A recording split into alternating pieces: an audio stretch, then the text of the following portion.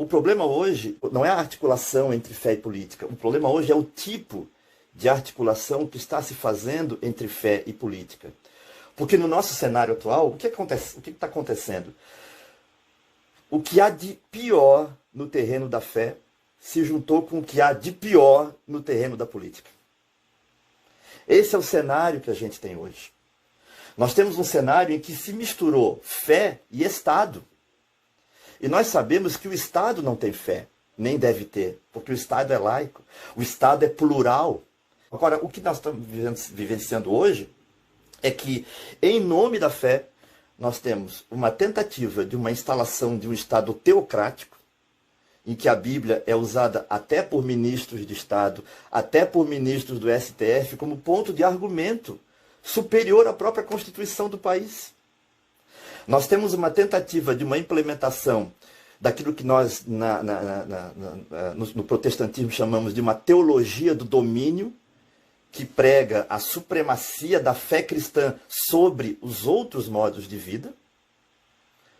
E nós temos uma tentativa de cristianização do Brasil, que é uma tentativa de impor os valores, os costumes, as crenças de um grupo religioso sobre todos. Ou seja, uma imposição que desrespeita completamente a pluralidade existente numa sociedade como a nossa, que deve ser uma sociedade livre. Então esse, para mim, esse é o cenário que se coloca diante da gente como um desafio. Nós, como religiosos, eu aqui falando da minha posição de um religioso dentro de uma perspectiva protestante. Hoje eu já não consigo mais nem me dizer evangélico, eu prefiro usar a palavra protestante, porque a palavra evangélico gera uma vergonha muito grande para muitos de nós protestantes, mas é uma palavra utilizada também por nós.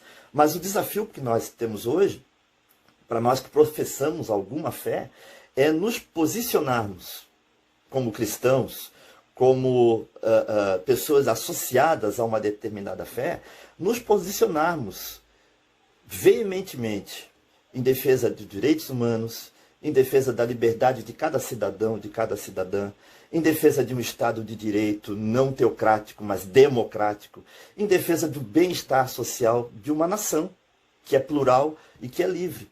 E eu fico pensando quanto que uma ação coletiva como essa que nós estamos fazendo aqui pode nos ajudar a ter menos manipulação dentro do território da fé. Porque nós sabemos que o instrumento que eles estão utilizando hoje é exatamente o instrumento da manipulação, quase de uma lavagem cerebral, né, que está sendo feita hoje. Aí até amplifico, não apenas com relação às pessoas das religiões, mas até na sociedade como um todo.